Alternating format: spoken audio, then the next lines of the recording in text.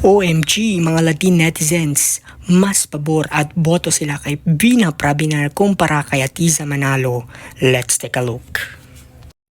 Macaulay the PH, your pageant lover channel. Mag-subscribe ka na!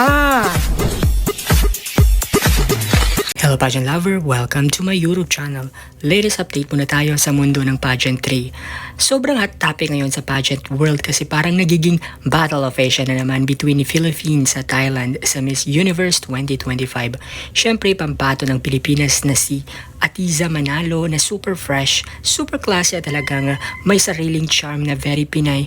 Pero ayun na nga, kung sa mga Latin netizens ang usapan, mas nangingibabaw daw sa kanila si Vina Prabinar ng Thailand. Nakakaloka kasi ayon sa mga chika, mas malakas daw ang dating ni Vina Prabinar sa kanila at parang mas bet nila siya yung may malaking chance makuha ang crown this year. Kaya naman narito ang mga ilan sa mga komento ng mga Thai netizens na pabor nga sa kanila, para sa kanila si Vina Prabinar ng Thailand kumpara kay Atiza Manalo.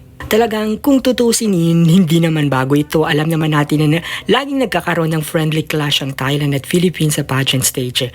Parang laging pinagkukumpara kung sino ang mas stand out, sino ang mas prepared at sino ang mas makakakonect sa judges at sa global audience. Syempre, iba pa rin ang laban ng isang Pilipina queen at iba ang puso, iba ang kwento.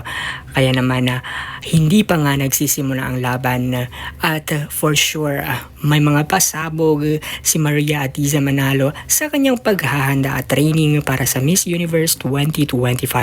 Kaya ating abangan pakatutukan ng mga susunod na kabanata sa Miss Universe 2025.